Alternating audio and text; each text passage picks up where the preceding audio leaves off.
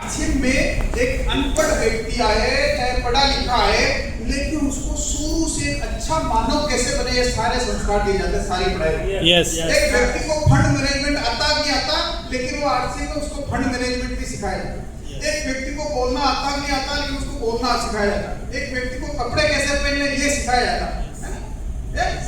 एक व्यक्ति को कैसे जीवन जीना ये पूरी चीजें सिखाई जाती है। Yes. एक यूथ को, चाहे वो अमीर है, चाहे गरीब है, चाहे किसान का बेटा है, चाहे मजदूर का बेटा है, चाहे कैसा भी है, अगर हम उन बच्चों को, जरूरी नहीं उनको सारे को नौकरी लगे, लेकिन अगर हम उनके परिवार में उनको अगर आरसीएम में लेके आ जाए तो कम से कम उनके अच्छे संस्कार जरूर। Yes.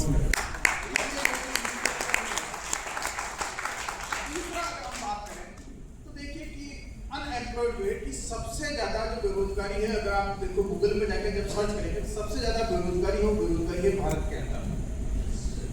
54% लोग बेरोजगार हैं, 54% लोग अनएम्प्लॉयड। जहां बात करो कि 54% लोग बेरोजगार हैं, तो वहां का उस देश की क्या हालात होगी। हम अभी कहते हैं कि देश को स्वावलंबन बनाएं, ये करें, कमाने, कहते हैं कि घर में जो कमाने वाले तो एक है, खाने वाले अनेक है, बहुत सारे लोग। फिर उस घर में कभी भी कहते क्या करें यार, अभी ये शादी निपटी, अभी ये हो गया, अभी बीमार हो गया यार, तुमको पानी नहीं आ रहा है। होता नहीं होता Yes. हमारे तो यहाँ जो है कि अनएम्प्लॉयमेंट। इसलिए आरसीएम को क्या है कि घर की हर महिला, कोई भी आप टाइम फ्रीडम नहीं है, कोई भी महिला कर सकता है, पुरुष कर सकता है, बच्चे कर सकते हैं। इसलिए आरसीएम इसलिए आपको एज ए कैरियर के रूप में करना है। हम भारत सरकार जो है कि 100% एम्प्लॉयमेंट है, 100% रोजगार तो नहीं दे सकती, लेकिन आरसीएम के माध्यम से आप लोगों को 100% रोजगार दे सकते हैं।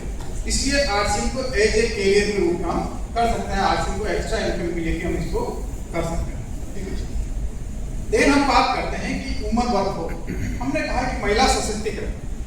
पहले क्या होता था कि हम महिलाएं क्या घर पर चूल्हा चौकी काम करती थी, कोई कमाती थी क्या? No. लेकिन जैसे से देखिए कि पढ़ाई, बच्चे पढ़ने लगे, बच्चों की सरकारी नौकरी लगने लगी, जो सरकारी नौकरी लगी तो वो कहता है कि मेरे को भी कमाने वाले को चाहिए, नौकरी वाले लोग चाहिए। एक डॉक्टर अपने साथ में मेडिकल फील्ड वाले लड़की को पसंद करता है, एक ठीक क्यों?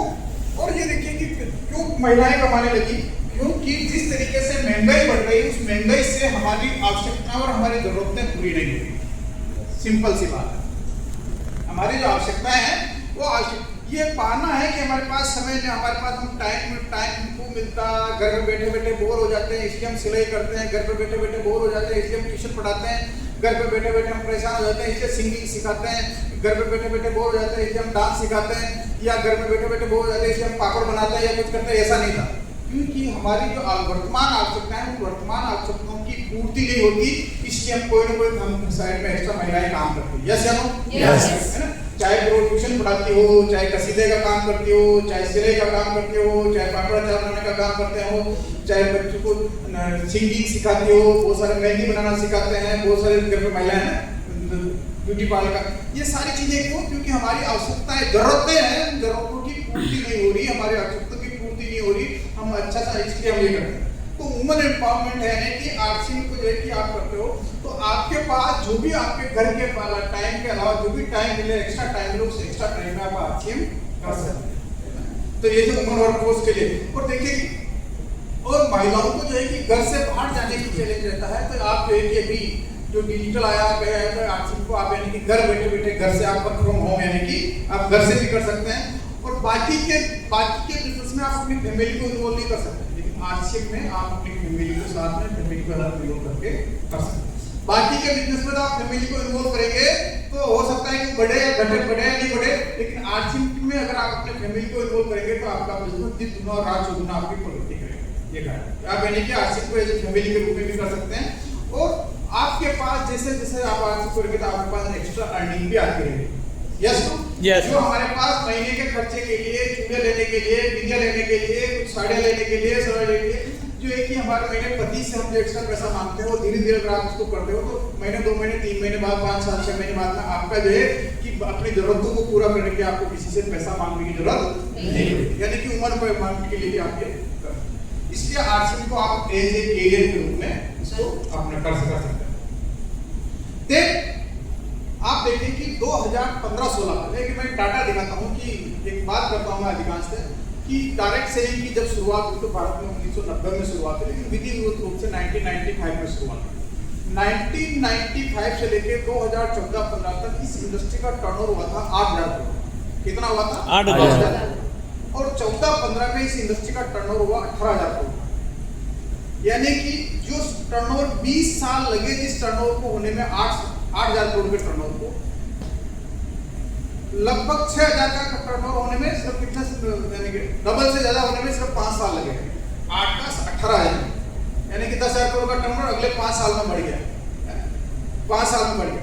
लेकिन ये 15-16 में जो ही डायरेक्ट सेलिंग पे गाइडलाइन आई, उसके बाद में 1 साल में इसका टर्नओवर बढ़ गया 6,000 करोड़। कितना बढ़ गया? 6,000। 2016 में गाइडलाइन आई। 2015-16 में गाइडलाइन से पहले आपको यूट्यूब पे एक भी मोटिवेशनल स्पीकर डायरेक्ट सेलिंग में बात करता हुआ नहीं मिलेगा। मिलता क्या करो? किसी भी मोटिवेशनल स्पीकर से जाके बात करो तो कह रहे तो नहीं, लूटने वाला काम है, स्कीम वाला है, फलाना है, ये है, सब कुछ है। लेकिन वो 2016 से पहले आपको 2016 से पहले डायरेक्ट सेलिंग पे आपको कहीं पे भी स्कूल, कॉलेज, किताबों में कहीं पे भी आपको डायरेक्ट सेलिंग के बारे में कहीं पर भी नहीं मिलता। मिलता क्या? नो। लेकिन 2016 में जो ही गाइडलाइन आई, गाइडलाइन आने के बाद में धीरे धीरे सारे मोटिवेशनल स्पीकर सारे यूट्यूब पे अपनी वीडियो डाउनलोड करने लगे, डायरेक्ट सेलिंग के बारे में बात करने लगे। कई सारे लोगों ने तो कोर्सेज लॉन्च कर दिए। कई सारे जो है कि एनडीए में जो है कि इसकी चैप्टर्स आ गए डायरेक्ट सेलिंग पे। यानी कि अब जो है कि डायरेक्ट सेलिंग जो है कि गवर्नमेंट की गाइडलाइन आने के बाद में जो है कि इसके ऊपर कंज्यूमर बिल पास हो गया 2019 में, रूलिंग आ गई 2021 की। ये और आरसीएम से जो भी इनकम आती है उसका हमेशा 100% टीडीएस जो है कि आपको जो इनकम आती है उस पर टीडीएस करता है। बिल जो भी आप सामान लेते हैं उस पर जीएसटी करता है। यानी कि 100% सरकार को ये टैक्स कर देती है। इसीलिए अभी तक तो नहीं, लेकिन अभी पिछले इसी कंज्यूमर बिल के बाद में गवर्नमेंट ये कर रही है कि हम किस तरह से डायरेक्ट सेलिंग को बढ़ावा दें ताकि ये मुनाफाखोरी 2 नंबर का काम बंद हो, हर काम 100% हो। यानी कि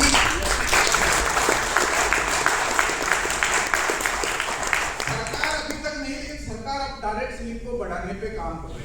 अभी तक हो तो ये इस पे काम करते हैं, इसलिए हम आरसी को अब एज ए कैरियर के रूप में हम इसको कर सकते हैं। क्योंकि इधर हम कैरियर नहीं, लेकिन अब आरसी को हम एज ए कैरियर के रूप में इसको कर सकते हैं। बात समझ में आ रही है? यस। सिंपल बातें बात कर रहा हूं मैं आपको, आरसी को कैरियर के रूप में हम कर सकते हैं। देन हम बात करते हैं अभी जो है कि आर्टिफिशियल इंटेलिजेंस, एआई। अभी एक रिपोर्ट आई, आपने एक प्रोफेशनल इन्वेस्टमेंट, एक वर्ल्ड इकोनॉमिक फोरम है, आप गूगल पे जाकर सर्च करना world economic forum. World economic forum में एक रिपोर्ट आई, जो रिपोर्ट 2023, क्योंकि करीब आपको पीडीएफ मिलेगी, करीब 80-90 पेज की पीडीएफ मिलेगी, जो रिपोर्ट 2023 वर्ल्ड इकोनॉमिक फोरम है। तो वर्ल्ड इकोनॉमिक फोरम में जो रिपोर्ट 2023 आई, तो जो रिपोर्ट 2023 उस रिपोर्ट में वो बोलते हैं, उसने लिखा है रिपोर्ट में कि आने वाले 5 साल के भीतर एआई जो है जो कि 87 मिलियन जॉब को रिप्लेस कर सकता है। कितना? 87 मिलियन जॉब को रिप्लेस कर देगा। और आपने देखा होगा कि पहले थे कि बैंक में जाते थे तो अपन पर्ची भरते थे और केस पैसा निकलवाते थे, होता था ना? yes. जमा करवाने के लिए भी पर्ची भर के हम जमा करवाते थे। आज के लिए ऐसा लाइन में खड़े होते हैं क्या पैसा जमा करने के लिए, निकालने के लिए? नहीं होता। यानी कि पहले जो है कि गाड़ी को जो है कि हम कांच बंद करते थे तो हाथ से भी घुमा करते थे, अभी क्या पूरा बटन दबाया कांच में। यानी कि आप देखो कि एआई जो है कि एआई अभी गाड़ियां ऐसी भी आ गई कि सामने अगर एक्सीडेंट हो रहा था आपको ब्रेक लगाने की जरूरत नहीं, गाड़ी ऑटोमेटिक रुक जाएगी, है ना? गाड़ी जो है कि ऑटोमेटिक रुक जाएगी। यानी बात क्या है कि आपके पास अभी एआई जो है कि कई सारे, हम एक तरफ तो कह रहे हैं कि भारत जो है कि विश्व का सबसे बड़ी आबादी वाला देश है, दूसरा कह रहे हैं कि सबसे ज्यादा बेरोजगार लोग हैं, है ना? तीसरा हम कह रहे हैं या सबसे ज्यादा युवा लोग हैं, और इधर आ रहा है कि एआई 87 मिलियन को जॉब रिप्लेस कर देगी। यानी कि वो एआई क्या एक जेसीबी मशीन है, कितने लोगों को बेरोजगार कर दिया उसने, है ना? कितने लोगों को बेरोजगार कर दिया था करने का। तो ये क्या है एआई? और अभी आप गूगल पे जाकर सर्च करोगे तो एक इंडस्ट्रियल रोबोट कि आप सर्च करना, तो इंडिया के अंदर जो है इंडस्ट्रियल रोबोट मात्र अभी 1% भी नहीं है सर। इंडस्ट्रियल रोबोट इंडिया में 1% भी नहीं है, जबकि आप फॉरेन में यूएस में वहां जाके देखेंगे 10-10%, 12-12% इंडस्ट्रियल रोबोट है। जिस दिन यहाँ सबसे बड़ी आबादी वाले देश में अगर इंडस्ट्रियल रोबोट आ गए, इंडस्ट्रियल रोबोट क्या, जैसे कि जेसीबी है, ट्रैक्टर है, ये सारे इंडस्ट्रियल रोबोट मशीन आधुनिकरण के लोगों को रोजगार, अगर ऐसे इंडस्ट्रियल रोबोट आ गए तो हमारे पास कितने रोजगार छीन जाएंगे। और यहाँ सबसे बड़ा ये आबादी क्या करेगी साहब, आप जरा एक उस कल्पना को आप आवेदन करके देखिए। हम कहते हैं 96 में जब काल पड़ा था तो लोग आके काटियां बीनते थे, उसको खाते थे, ऐसा कोई बुजुर्गों से सुनते होंगे आपको समाधान है कैसे। जरा आप सोचिए कि अगर आने वाले टाइम में एआई ने इतना प्रोग्रेस कर लिया कि लोगों के रोजगार छीन लेंगे, हमारे बच्चों का भविष्य क्या होगा, उनको क्या रोजगार। तो आप एआई से आप चैट जीपीटी कई सारा यूज करते होंगे, तो चैट जीपीटी पे आप डाल देके देखना कि एआई की वजह से कितने जो है कि कितने लोग जो है कि इफेक्ट होंगे, कौन कौन से सेगमेंट इफेक्ट होंगे। लगभग 750 ऐसे आएंगे जो कि आपको, लेकिन डायरेक्ट से उनसे एआई से पूछते हैं तो एआई कभी भी इमोशन, यानी कंप्यूटर कभी भी इमोशनल भाषा नहीं समझता। एआई कभी भी टच की भाषा नहीं, हम जो लोगों से हाथ मिलाते हैं, एक दूसरे को छूते हैं तो कितना बड़ा आता है वो नहीं समझ। तो ये डायरेक्ट सेलिंग जो है कि एआई से इससे इफेक्ट नहीं होगा, इसलिए आरसीएम को एज ए कैरियर के रूप में आप कर सकते हैं।